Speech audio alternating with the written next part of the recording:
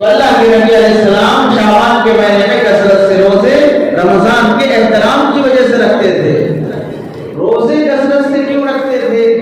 وجہ یہ ہے کہ آج کل دنیا میں جتنی بدتمیزی، عیاشی، جسم فروشی، بدنگاہی اور جو کچھ بھی زنا و بدکاری کے گناہ چل رہے ہیں، ان سب میں انسان کی نفسانی خواہش کا دخل ہے، اور روزوں سے انسان کا نفس ٹوٹتا ہے۔ بھوکا ہونے کی حالت میں آدمی کا نفس اور اس کا جسم ساتھ نہیں دیتا۔ اسی واسطے طبی لحاظ سے بھی لکھا ہے کہ آدمی کو جب سخت بھوک لگی ہو اس حالت میں بیوی سے ہم بستری کرنے کی حماقت نہ کرے، اس سے مزید بیماریاں پیدا ہو سکتی ہیں۔ بھوکا رہنے کی وجہ سے نفس مرتا ہے، اور نفس جب مرتا ہے تو آدمی گناہوں سے بچنا بڑا آسان ہو جاتا ہے۔ اللہ کے نبی علیہ السلام چونکہ بڑے قوا مضبوط تھے، بڑے طاقتور تھے، اسے کنٹرول کرنے کے لیے اللہ کے نبی علیہ السلام کثرت سے روزوں کا اہتمام فرماتے تھے، اور امت کو بھی یہ سبق دیا گیا کہ اگر طاقت ہے تو شادی کرو، طاقت نہیں ہے تو پھر روزوں کی کثرت سے اہتمام شروع کر دو۔ ایک دو روزے رکھیں گے تو اس سے شہوت اور بڑھے گی، کثرت شروع کرو گے روزوں کی تو پھر شہوت گھٹے گی۔ ایک دو روزے رہنے سے آدمی کی جسم میں گرمی پیدا ہوتی ہے، گرمی سے شہوت اور بڑھتی ہے۔ جب کثرت سے آدمی روزے رکھتا ہے، رمضان میں جس آدمی نے صحیح طریقے سے سحری میں جتنا کھانا اتنا ہی کھایا، افطار میں جتنا کھانا اتنا ہی کھایا، اور رمضان پورا اس طرح مکمل کیا تو اس کا ویٹ بھی کم ہوتا ہے، اس کی شہوت پر بھی اثر پڑتا ہے۔ اور آج کل ہمارا رمضان تو صوم نہیں ہو رہا ہے، وہ صوم ہو رہا ہے۔ عربی میں دو لفظ آتے ہیں، ایک سواد سے صوم، دوسرا سین سے صوم۔ سواد سے صائم کہتے ہیں روزے دار، بھوکا رہنے والے، سین سے صائم کہتے ہیں چرنے والے۔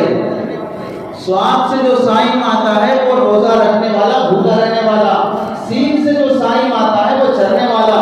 اسی واسطے فقہ میں لکھا صائمہ جانور پر جب وہ 40 ہو جائیں تو ایک بکری واجب ہوتی ہے، تو اس کا مطلب کیا ہے؟ وہ چرنے والے جانور۔ ایسے ہی ہمارے روزے بھوکے کے نہیں ہوتے ہیں، ہمارے روزے چرنے کے ہوتے ہیں۔ مارکیٹ میں جتنے بن رہے ہیں تیل کے آئٹم سب چلیں گے، مارکیٹ میں جتنے مل رہے ہیں فروٹس کے آئٹم سب چلیں گے، کوئی چیز نہیں چھوڑی جائے گی۔ رمضان کے علاوہ میں جتنا کھاتے ہیں نہیں کھاتے وہ سارا کا سارا رمضان میں اس کی تلافی کر لیتے ہیں۔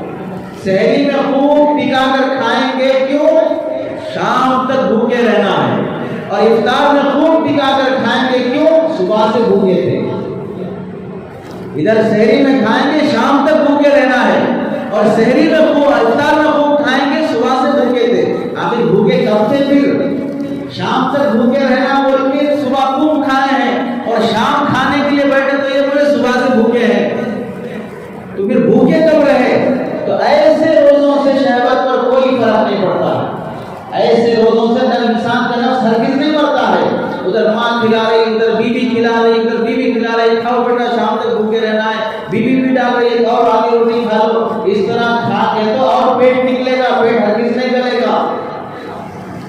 تو روزے کثرت سے رکھنے کی وجہ اللہ کے نبی علیہ السلام یہ تھی کہ انسان کی شہوت جب قابو میں آتی ہے تو گناہوں سے بچتا ہے، بدنگاہی سے بچتا ہے، ناجائز تعلقات سے بچتا ہے۔ اللہ کے نبی علیہ السلام اس حکمت کے پیش نظر رمضان کے مہینے میں کثرت سے روزے رکھنے کا اہتمام فرماتے تھے۔ شعبان کے مہینے میں روزے رکھنے کی تو جو دو وجوہات اللہ کے نبی نے بیان فرمائی۔ پہلی وجہ موت کے فیصلے ہوتے ہیں، ایک دعوی فرماتے ہیں شعبان کے مہینے میں کسی بندے کی موت کا فیصلہ ہو چکا ہوتا ہے، جبکہ دنیا والے اس کا رشتہ کسی گھر لے جاتے ہیں نکاح کے لیے، کہ فلاں لڑکے کی شادی کرنا ہے، فلاں لڑکی کی شادی کرنا ہے۔ یہاں پر یہ لوگ رشتے اور شادی اور نکاح ولیمے کے فیصلے اور میٹنگ کے تاریخ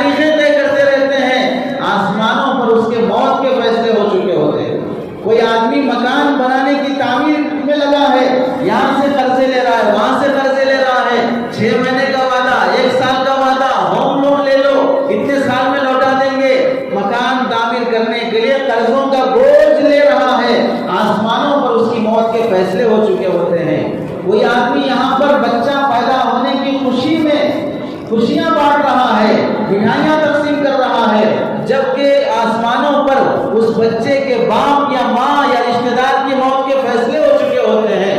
آدمی دکان مارکیٹ جا رہا ہے کپڑا خریدنے کے لیے، جبکہ مارکیٹ میں اللہ کی طرف سے وہ تو جا رہا ہے عید کا نیا جوڑا خریدنے کے لیے، عید آ رہی ہے تو کپڑوں کی دکان لگانے کے لیے، عید آ رہی ہے تو بچوں کو پہلے ہی سے شاپنگ کرنے کے لیے۔ اللہ رب العزت کی طرف سے مارکیٹ میں عید کے لیے نئے کپڑے نہیں بلکہ اس کے لیے کفن کا کپڑا آ چکا رہتا ہے۔ اللہ کے نبی نے جو بڑے اہتمام سے فرمایا کہ یہ اس مہینے میں موت کے فیصلے ہوتے ہیں، اس واسطے میں عبادت کا اہتمام کر رہا ہوں۔ یہ صرف اللہ کے نبی علیہ السلام کی ذات کے لیے نہیں، پوری امت کے لیے حکم ہے کہ تمہاری موت کے فیصلے اس مہینے میں ہو رہے ہیں۔ اس واسطے آدمی کثرت سے عبادت کی طرف لگے۔ اس مہینے میں ہمارے اعمال اللہ کی بارگاہ میں جاتے ہیں، گندے اعمال ہیں، سود خوری لکھی ہوئی ہے تمہاری فائل میں، رشوت لکھی ہوئی ہے تمہاری فائل میں، رسومات لکھے ہوئے ہیں تمہاری فائل میں۔ رجب سے لے کر رجب تک پورا 1 سال ہو گیا لاک ڈاؤن اور وائرس کا، اس میں ہم سب مسلمانوں نے حکومتوں کو گالیاں دیا، پرائم منسٹر کو گالیاں دیا، دنیا کے باطل کو گالیاں دیا۔ یہ ان کا دھوکہ ہے، یہ ان کی بدتمیزی ہے، یہ ان کی پالیسی ہے۔ ہماری آنکھوں نے جنازے اٹھتے دیکھے، بغیر کفن کے ڈاکٹروں نے جس کپڑے میں لپیٹا اس میں دفن ہوتے لاشیں ہم نے دیکھی، بغیر نماز جنازہ کے دفن کیے جاتی میتیں ہم نے دیکھی۔ کندھا دینے کے لیے 4 آدمی میسر نہیں تو پھر گاڑیوں کے ذریعے سے قبروں میں نہیں بلکہ گڑھوں میں ٹھیلتے ہوئے، گڑھوں میں دفناتے ہوئے مردوں کو ہم نے دیکھا۔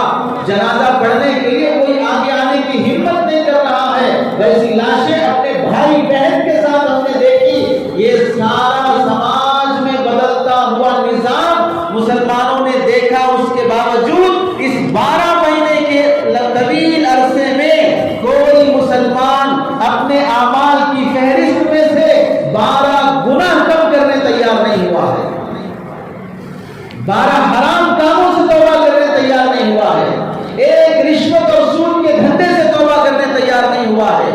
جو قوم اتنی بے حس بن کے جی رہی ہے کہ لاشوں کا اٹھنا ان کے لیے عبرت نہیں ہے، قریبی لوگوں کی موت ان کے لیے عبرت نہیں ہے، بغیر کفن کے، بغیر جنازے کے، بغیر تجہیز و تکفین اور غسل میت کے ان کے اپنے قریبی رشتہ دار آخری دیدار بھی نصیب نہیں ہو رہا ہے، جنازے کو کھولنے کی بھی اجازت نہیں ہے۔